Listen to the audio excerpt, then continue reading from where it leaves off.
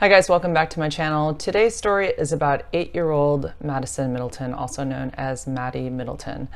Maddie is from Santa Cruz, California. That's where I live, and this story is a local story that happened 5 years ago, almost to the date, July 26, 2015. The story is very graphic. It's not intended for younger viewers or anyone who has a hard time listening to details about crimes against children. And to the family of Maddie Middleton, if you ever come across this video, please know that I want to see justice for Maddie also. And I hope this video brings more attention to her case and support for her cause. This case is still pending today, 5 years from the date of the crime. Today is August 8th, 2020. Okay, with that said, let's get right into the story. Maddie Middleton was born November 2006 to parents Laura Jordan and Mike Middleton. Her parents divorced at some point after Maddie was born. Maddie lived with her mom full-time and saw her dad once or twice a week. Maddie was the super cute, freckle-faced little girl. She had brown hair, almost like a Punky Brewster type. And from what I can gather, she was just about to enter 3rd grade, possibly 2nd. Maddie loved to play at the beach, in the sand, and in the water. Her mother would say that Maddie was incredibly funny and always full of life. Maddie and her mom lived at the Tannery Art Center in Santa Cruz, which opened in 2009 with 100 low-income apartments and lofts meant for artists. It's this really unique-looking complex from the street. I remember after it was built, it's near my Costco.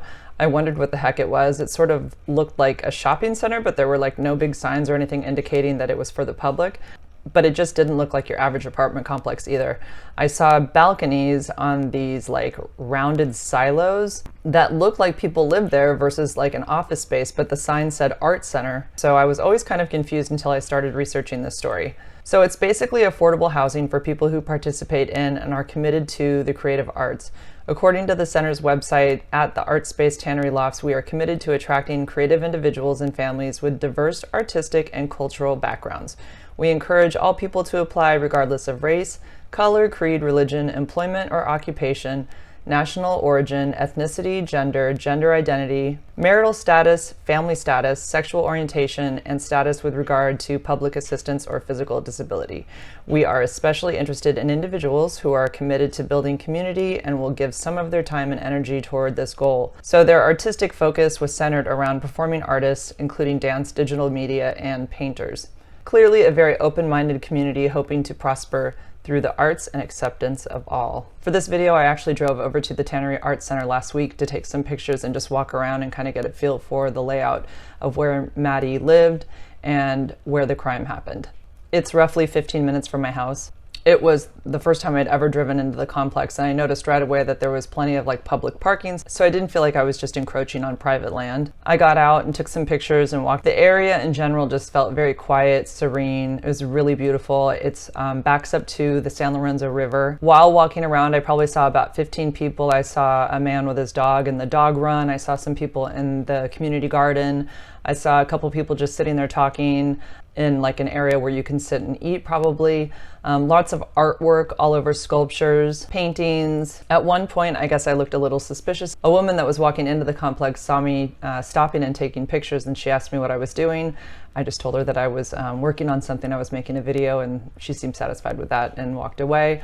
But it gave me this feeling that their community knows each other, and if somebody showed up that was new or different, they kind of noticed. Laura, Maddie's mom, had said in an interview that Maddie had a lot of freedom to play where she felt comfortable.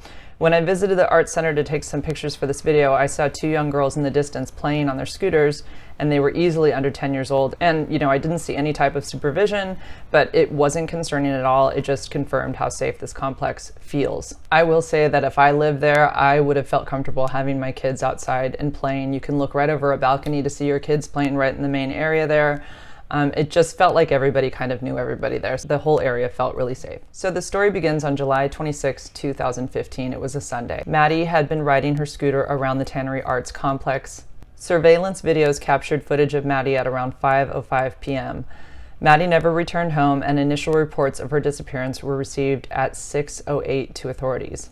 Upon receiving the call, police and detectives arrived at the complex to begin their search. They scoured the complex and surrounding areas with no sign of Maddie. The local news made an announcement that night, and Santa Cruz was in a panic. I remembered this being on the news and thinking that she has to be found. It was so odd that this little girl was missing. And all I could think of is maybe it was just something between two disgruntled parents. Maybe the dad took her. I mean, I had no idea. I didn't know her story at all. We hear about missing cases a lot around this area. Typically, they are when two parents are having issues and one of the parents who doesn't have custody will take off with the child without permission. And typically the child is not hurt or harmed in any way. Everyone was waiting for updates to see if she had been found. Police and detectives scoured the complex with no sign of Maddie and surrounding areas. The search continued through the next day. They decided to go through the complex again. This is now Monday. So a secondary search of the complex was initiated. And while detectives continued to search in every place possible, a young teen boy had asked them several times if they were having any luck finding her. They found this a little bit odd since no one else had done this, but he had asked several times if they had come up with any leads or if they'd found her yet. One detective had even stated to him, "Dude, you're the only one asking." At 7:55 p.m., a police detective looked inside a recycling dumpster that was located inside an enclosed parking structure on the ground level and found Maddie's body. This is a picture of the crime scene that I found online after I visited the complex. I knew Maddie had been found in a dumpster on the property, but I had no idea which garbage area she was placed in. The complex is large, and I'm assuming there are at least, maybe possibly 3 areas where garbage could be dropped off, possibly 4. As I walked around the backside of the complex, I saw the garbage area through the metal fencing, and I just decided to take a picture of that particular recycling bin. I didn't know until I came home and found the crime scene photo that the picture that I took was exactly where she had been found. I just cannot imagine, for those who live there and know the story, they must think this every time they walk by or have to throw their garbage in there.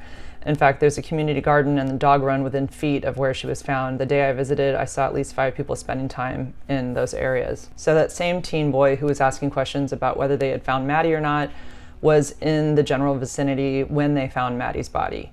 When they discovered her, he ran from the scene. Detectives ran after him and he was apprehended right away. The boy, Adrian Gonzalez, age 15, was apprehended and confessed to the murder almost immediately. He was quickly taken into custody and his mother was caught on camera absolutely hysterical as her son was taken away. I can only imagine that in that moment, she either thought they made a huge mistake and her baby was innocent and being taken away from her, or maybe it all hit her at once in that moment, that he just committed the most horrific crime possible and that their lives would never ever be the same. Many residents were shocked by his arrest. They thought there must have been some kind of misunderstanding or mistake, or at worst, maybe there was a terrible accident, but he was just trying to hide it. The Adrian that everyone knew at the complex was kind. He even participated in a Tannery Art Center summer art camp at which he was an assistant. And according to Maddie's mom, he also babysat kids at the tannery. He was shy, he was obsessed with his yo-yo. Sophisticated and mature would not be words that neighbors would associate with Adrian, but never in their wildest dreams would they consider him one capable of murder. We love this guy, all of us. If you ask us what we think of him, we'd tell you he's an outstanding kid. Jeannie Cartabiana told the Washington Post, "He was our poster child. He's just like a normal kid," another neighbor, Riley McShane, told KPIX News. "He hangs out on the levee with other normal kids and plays with his yo-yo all day long." So Adrian confessed his story to the police with absolutely no remorse. This is what he told them. Adrian saw Maddie riding her scooter around the complex, and he asked her if she wanted to come in and have some ice cream. So he basically lured her into his mother's apartment or loft, whatever it may have been. It looked like from crime scene footage, it was the 3rd floor that they lived on. Maddie followed Adrian into the apartment. She knew him. He was her neighbor. She trusted him. She proceeded to help herself to some ice cream. One report says that he struck her in the back of the head. Another report said that he gained control over her at that moment when she was unsuspecting. Whether it was him hitting her or grabbing her and restraining her, I can't even imagine in that moment what she must have been thinking. She trusted him. She wasn't doing anything wrong, and now all of a sudden something bad was happening to her. This innocent moment, she was having ice cream with Adrian, who's nice, and ice cream's nice, and now all of a sudden something bad is happening to her and she has no idea why. I remember when I was 8, I would cry over everything immediately and for a long time. I can only imagine for her in that moment how she must have been so confused, and the tears must have just come right away. Adrian proceeded to tie her up. He duct taped her mouth so she couldn't scream. He actually described her death to the police as torturous. He beat her, raped her, and stabbed her 3 times in the neck. He admitted to the police that she continued to breathe even after he was trying to strangle her and stabbed her. He then proceeded to take her body and put it in garbage bags. He folded her. That's how they described it in several articles, that her body was folded, and he put her in the garbage bin. It was also discovered later that there was garbage thrown in those bags along with Maddie. At first, detectives reported that she had died from manual asphyxiation, meaning Adrian had caused this by strangling her, but it was later revealed through a coroner's report that she died from positional asphyxia, meaning that her body was in such a way that it was cutting off the ability to breathe, which means that Maddie was still alive when she was put into the garbage. I think about the fear that this poor girl must have experienced. It's beyond heartbreaking, and it's absolutely sickening. I think we all know this. Anatomy-wise, an 8-year-old girl does not fit with a 15-year-old young man. I really don't know how her parents managed to get through every day in these last 5 years, knowing what he did to their daughter. I can't imagine. I'm a mother of 3. I think it would be something that would just affect you all day long, every day. There's no way you can go a day without thinking about what happened and what she must have gone through. He allegedly disposed of Maddie's body just 5 minutes before her mother, Laura Jordan, called police on Sunday evening. That was what the San Francisco Chronicle reported. The boy was caught on surveillance video dumping the body at the bin and then twice visiting the spot after officers arrived to look for Madyson. According to court documents, Adrian Gonzalez was charged with murder with a special allegation of lying in wait, which shows premeditation, feigning assistance to search for her body. He didn't help in any way. Kidnapping, forcible rape, lewd acts against a child younger than 14, and sexual penetration with an instrument, and they did not specify what that instrument was. Adrian said that he had considered suicide after he killed Maddie. A friend of his from middle school said that he would talk to her in the evenings, and he was very depressed, and he talked to her many times about killing himself or threatening to kill himself. He decided to kill Maddie. Instead, he told authorities to see how people would react. Among the Instagram portraits of him outside the Tannery and showing off yo-yo tricks in an apartment were other darker pictures and commentary. Most chilling was a post from Monday, the second day of the search and the day Maddie's body was found, that showed a short black and white clip of hands playing a piano to the tune of Gary Jules' version of Mad World, popularized on the soundtrack of 2001's Donnie Darko, a film signified by the title character's death dreams. Underneath the clip was a caption pulled from the song, "The dreams in which I am dying are the best I've ever had." That was on his Instagram on Monday, before they found her body after she was murdered. So Santa Cruz District Attorney Jeff Roselle charged Gonzalez as an adult. He used something called direct file. So the state gives an attorney this option to bypass a judge, basically, and go directly from juvenile court directly to adult court. With juvenile court, there would be the option of rehabilitation and a release within probably 10 years. So more than likely he would be out at the age of 25. Maddie's mom says there is no possible way he could be rehabilitated. "I do believe in giving young people, even adults who make mistakes, lots of rehabilitation, but on a case-by-case basis. One size does not fit all. He needs to be in solitary confinement for the rest of his life." Maddie's mom said her daughter was so badly beaten and stabbed that it was recommended that her body be covered in special clothing at the funeral. "But that's not Maddie," Jordan said, clutching a photo of her smiling daughter. "She would never wear that." She said he threw garbage in the bag with her body. That is sick. Maddie's mother continues to say that Jordan has not shown any remorse. AJ was asked if he wanted to apologize to me, and he didn't answer.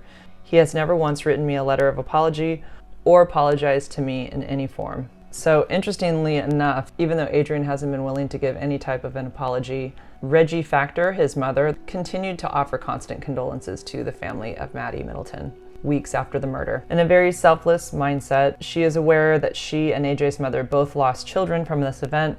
Reggie Factor, Adrian's mom, was seen screaming and crying outside the memorial for Maddie. Jordan says, "I just love her. We both lost our children that day.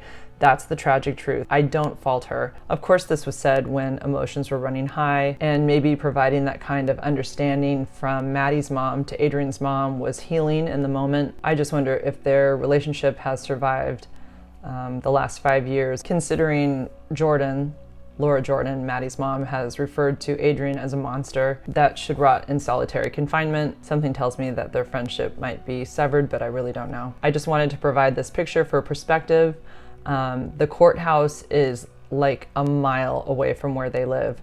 I just think it's so crazy to see that you could be locked up in jail literally 1 mile from your normal life, and it's just this one event that changed everything, and you're so close to that normal life, but you don't get to have it anymore. So again, the attorney is seeking life in prison. If he had gone through juvenile court, Adrian would be going through rehabilitation and would be out by the age of 25. So the case went directly to juvenile court. Santa Cruz County Judge Salazar ruled after the 9-week transfer hearing in October 2017, that's over 2 years past the date of the incident, that Gonzalez warranted adult proceedings. So Maddie's mom, Laura Jordan, states not all 14 and 15-year-olds are the same. There needs to be a distinction over which kind of crime. We sat through 9 weeks and the juvenile judge said this is too heinous of a crime, too sophisticated, no remorse. He needs to be seen as an adult and tried in adult court. Gonzalez's defense attorneys have argued in court and press interviews that Gonzalez is amendable to rehabilitation in the juvenile system. Of course, they think that he can be rehabilitated and would never do anything like this again.